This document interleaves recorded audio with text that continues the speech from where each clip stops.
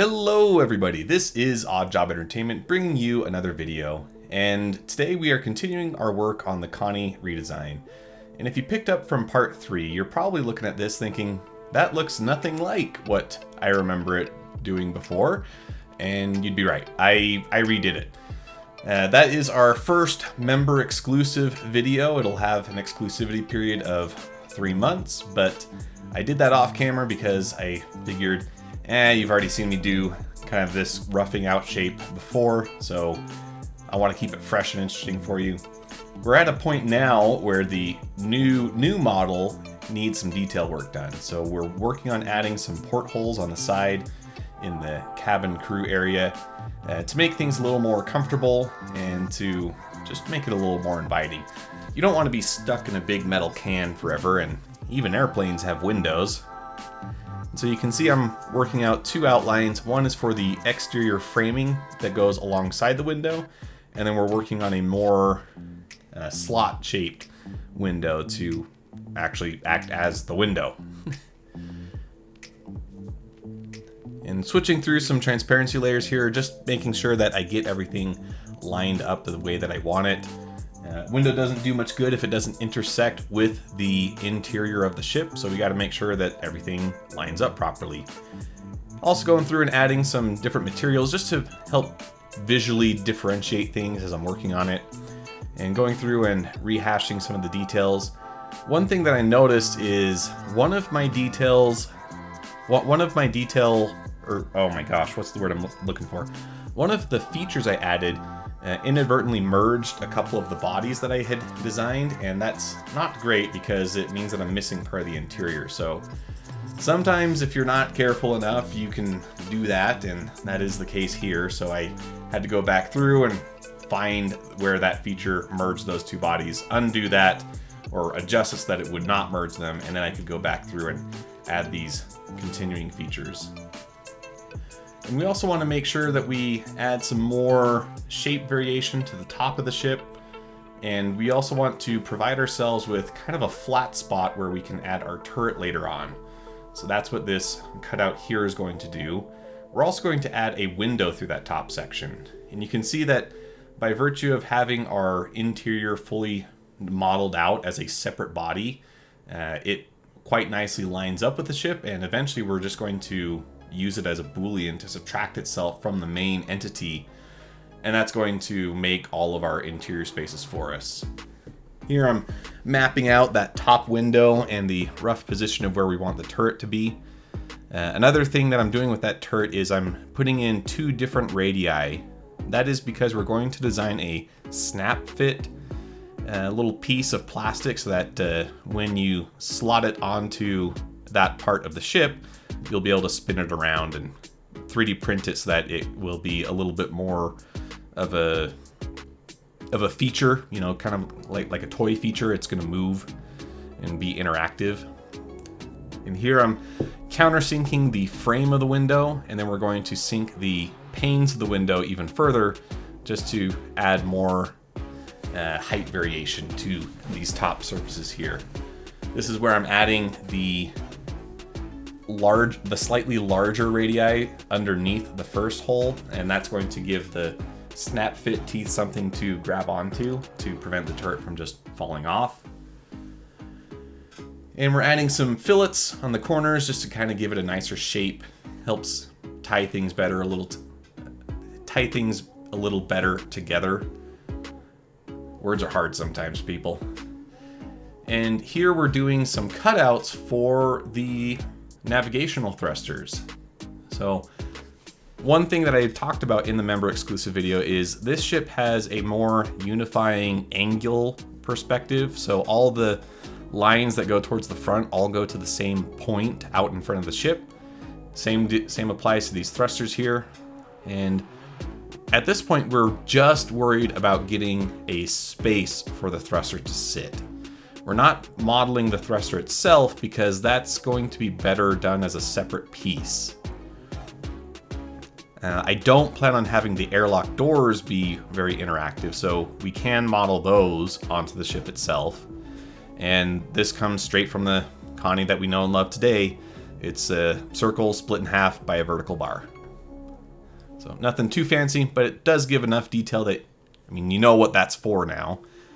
And this is a detail that I'm stealing from the Scorpius. If you look at its front section right next to the glass, it has some very large rear thrusters, or some retro thrusters. And I'm just carving out a section where I can glue those in later. Giving everything a once over, making sure everything lines up correctly. Trying to figure out where I'm going to put that bottom turret. I don't figure out a good solution at this point, so we're probably going to have to play with that a little more in the future. That's something I still need to figure out. But overall, I'm quite happy with the shape of this ship so far. Adding on some panel details just to break up the monotony of the surface a little bit.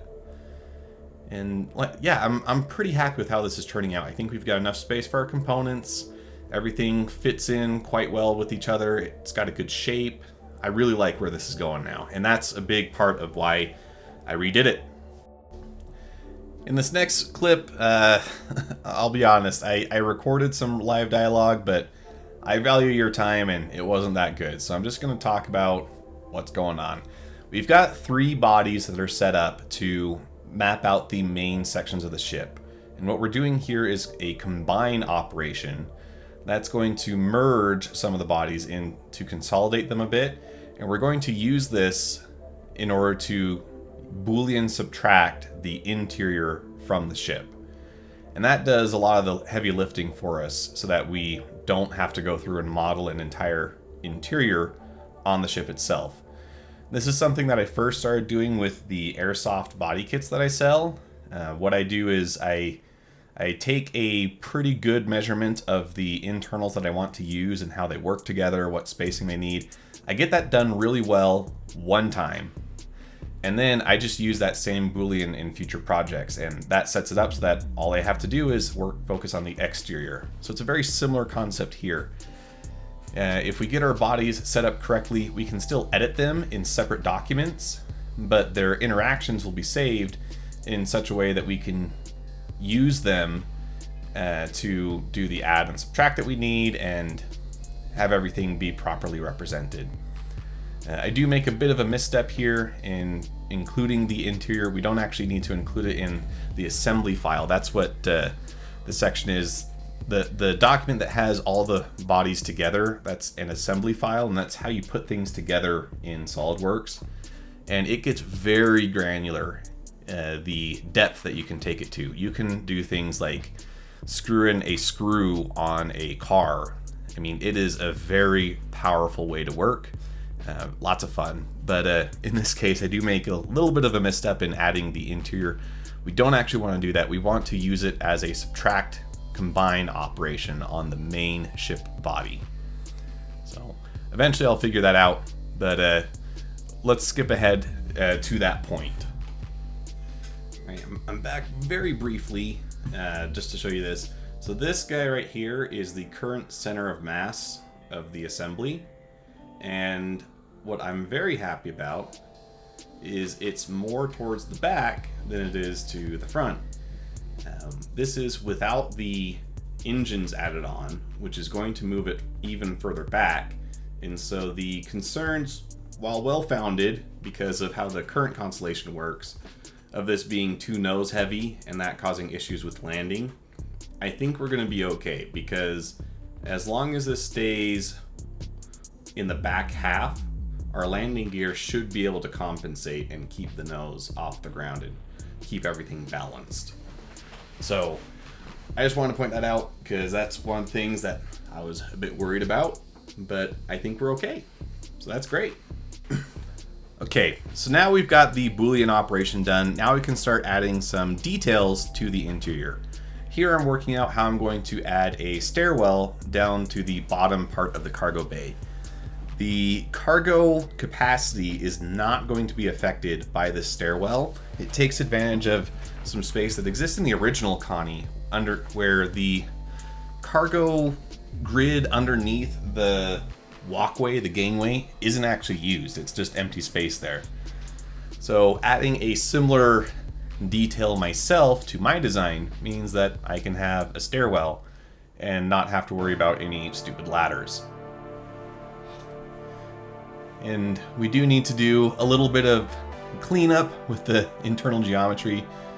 We've got a little bit of clipping going on, and we're not going to want that when we get to the print side of things, so do got to clean that up a little bit. And in this case, we're just going to do it by doing a chamfer on that rearmost wall. I think that that's just going to make it a little easier for me.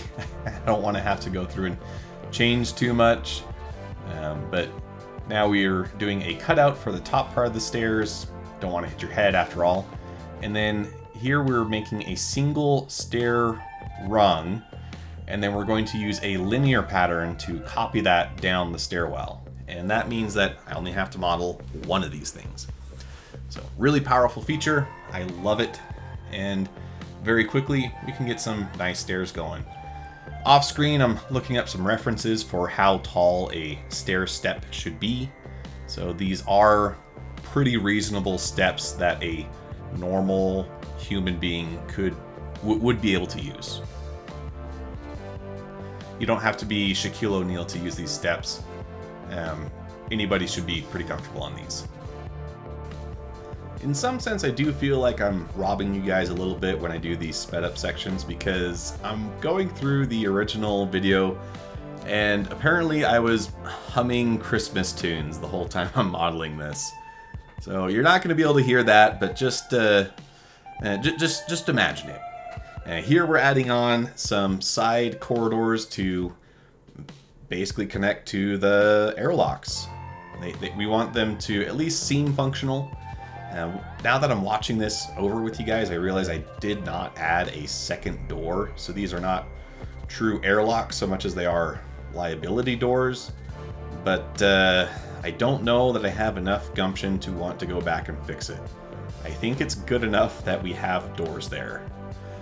Same kind of goes for a lot of the other interior doors. It's implied that they close. Designing at this scale, it really wouldn't be good to have too many moving parts built into a 3D print like this.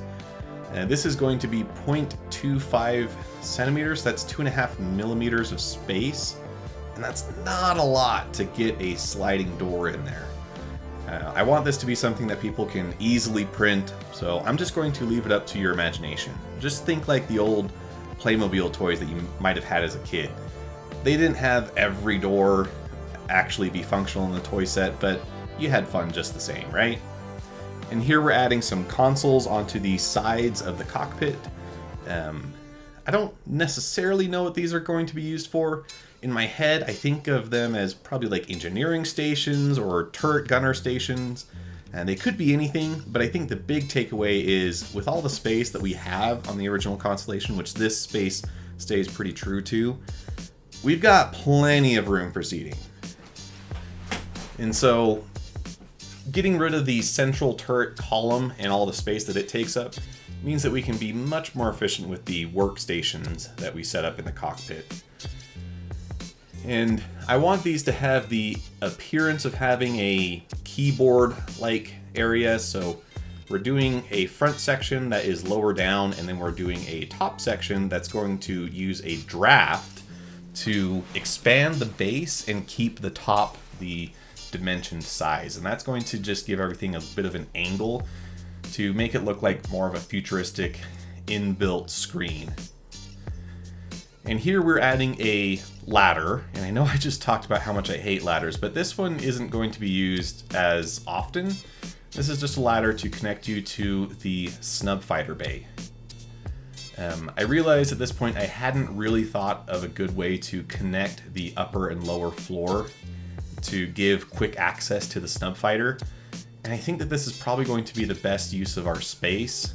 We could add a stairwell that goes from the front cockpit area down to there, but then you would have a pretty asymmetric wall, and I just didn't want to do that. So having a ladder makes it feel a little more purpose-built, I think. But we're doing a very similar process where I've just used a linear pattern to copy all the ladder rungs going up, and then we're just extruding the whole sketch in order to make it into a ladder. And it's a very chunky ladder. It's not very realistic for what someone would actually want to use, but you got to keep in mind, we plan on 3D printing this, and so I need to make it so that it's possible for me to print at that scale, which means it's going to be a bit of a thick boy, but it's going to be a functional ladder that way. And now we're adding in some more snap fit holes for the chairs and the center console that I want to add into the cockpit area. I'd like there to be an option for whoever prints this to have things like a cartography table or maybe a central hologram table, whatever they want in that middle slot, you can put there. Okay, we're coming up on the end here, so this time I don't have any video to show of this. We're just gonna kind of take a look at some of these images that I've rendered to give you an idea of what we've accomplished so far. Our ship now has an interior. All the major sections that need to be empty are.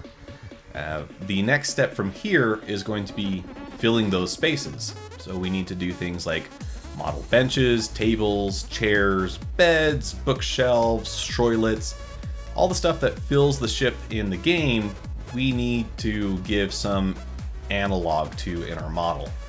Like I mentioned in the previous clip, we've got a small section in the front cockpit where we've got a slot, and the intention for that is to be somewhere that you could put a cartography table, hologram table.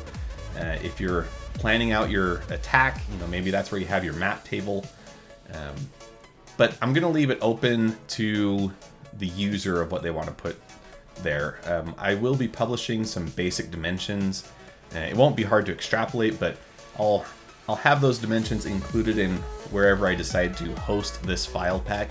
And that'll just make it so that if you want to design something yourself that can go there, you can do that and add it pretty easily. All the chairs, I'm going to design them to have a central mounting peg, and that'll make it so that from a play feature perspective, you can maybe make them swivel around, stuff like that, but they're not just going to be sat there or glued in place. They're still going to be secure, but you're going to be able to move them around. That's the goal. So I want to add a little bit more of the interactivity to the model so that it feels more analogous to what it would be in the game. And we've got quite a lot of chairs that we do need to add. We've got the chairs around the table for the commissary, and then we've got at least 4 or 5 chairs in the cockpit. So it's going to keep me pretty busy. The plan is I'm going to create one standard chair and then a couple variants of that to denote the different roles. So one is going to be the captain's chair. That's obviously going to be the most luxurious, the biggest, the best, but everything else will kind of stem from that basic chair. Moving on to the exterior of the ship, we need to add the classic VTOL Constellation thrusters. So I'm going to design those separately. That way we can have more granular control of things like turbine blade count, stuff like that. And we also need to add more navigational thrusters. So I think that those are pretty safe to have all be the same model. I just need to make sure that they fit inside the slot sections that we put on the outside of the model. We also need to design some turrets. And then obviously the last big detail is we need to add the main thrusters of the ship. After that, it's really just fine-tuning the design, doing things like adding more panel lines, splitting up the monotony of the shapes that we have here, and really just focusing on some finishing touches. I think we're very close to being able to 3D print this, actually. I've kept that process in mind as I've been designing this, so this should be relatively easy to split and 3D print. The challenge will be to get it to fit on my bed size, but that's nothing that I'm not used to already. Like I said, I do the airsoft body kits, so it's all about figuring out where you can put in some smart reinforcement to make the model glue back together the way it's supposed to. But I'm very excited to have gotten this far. It's very encouraging to see all the positive responses that these videos are getting. So yeah, as long as you guys keep enjoying it, I'll keep making these. But like, share, comment, subscribe, do all the YouTube things. Let me know what you think. I do want to announce that we do have some new membership tiers, and some of them they get wacky. We've got a $100 a month tier. I fully expect that that's probably never going to be bought, but I just put it there basically as a meme. I really appreciate all the support that you guys give me. This does make it possible for you to support me more, but please know that I'm doing okay, and you don't need to feel obligated to do that at all. I appreciate everything you give me, and you know, I take it very seriously. I want to provide good value for the sacrifices you guys make to make my YouTube career, if we can call it that yet, possible. So just pointing that out, that it's there, but please don't feel pressured into buying, especially the more expensive ones. They're jokes.